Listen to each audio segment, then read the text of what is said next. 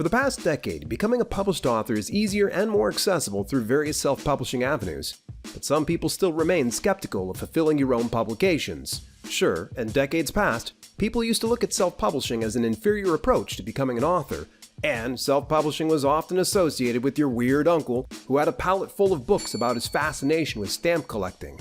However, the opposite is true these days and in the past as well. In fact, quite a few famous authors and their popular books were at one point self-published, and that's what we're going to talk about today in the 10 famous authors who self-published. This is Self-Publishing with Dale, and if you'd like to learn how to write and publish books that sell, consider subscribing, hitting the bell icon, and switching it to all so you don't miss a single video. Stick around to the end because I saved the most famous author that'll surprise you for last. Number 1. Margaret Atwood. Before Canadian author Margaret Atwood penned The Handmaid's Tale, and even longer before Hulu would produce a straight-to-series show, Atwood self-published an award-winning book of poems called Double Persephone. Though she didn't realize the same success as The Handmaid's Tale, her poetry book was certainly an earlier victory for Atwood. Number 2. E.L. James. Not many people know E.L. James wrote her erotic romance series 50 Shades of Grey as a fan fiction piece based on Twilight. After changing characters and tweaking the story a bit, James self-published the first part of the trilogy and saw a ton of success in her first year. In fact, within 1 year, she received a traditional publishing deal and the rest is history. 50 Shades of Grey would go on to sell over 100 million copies and become one of the fastest-selling paperbacks in history. Number 3. Robert Kiyosaki. Famous American businessman and author Robert Kiyosaki had a rough start as an author when he wrote Rich Dad Poor Dad in 1997. After being told by numerous publishers, literary agents, and distributors to drop the idea, Kiyosaki decided to self-publish his book. To date, Rich Dad Poor Dad has sold over 40 million copies in over 50 languages in 109 countries. Not to mention, it was on the New York Times bestseller list for over 6 years. Number 4. Lisa Genova. Before the 2014 Oscar-winning film adaptation of Still Alice, a haunting story about early-onset Alzheimer's disease, author Lisa Genova wrote and self-published the novel in 2007. After being rejected too many times by commercial publishers, Genova decided to go it alone. After gaining popularity, Simon & Schuster picked up the book and republished it in 2009. Number 5. Wayne Dyer. Famous self-help and motivational speaker Wayne Dyer initially did a print run of 4,500 copies of his first book, Your Erroneous Zones, then spent the next year traveling the country promoting it. He even admitted to giving out copies just so he could make a difference in people's lives. Little did he know it would allegedly go on to become one of the top-selling books of all time, having sold over 100 million copies to date. Number 6. Irma S. Rombauer.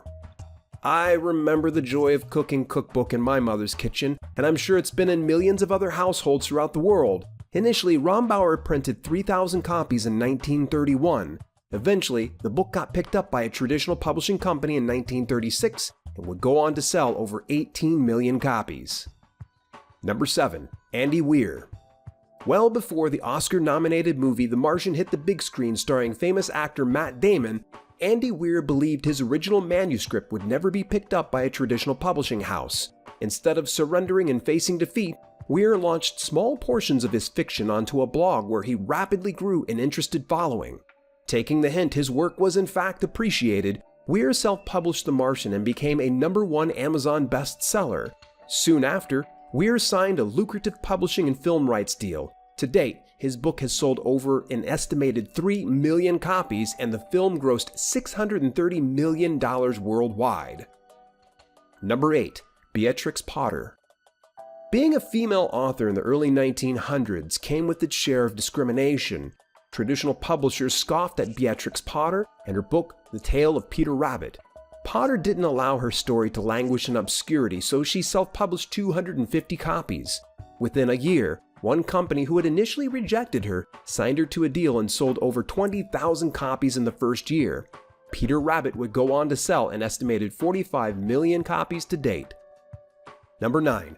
Mark Twain.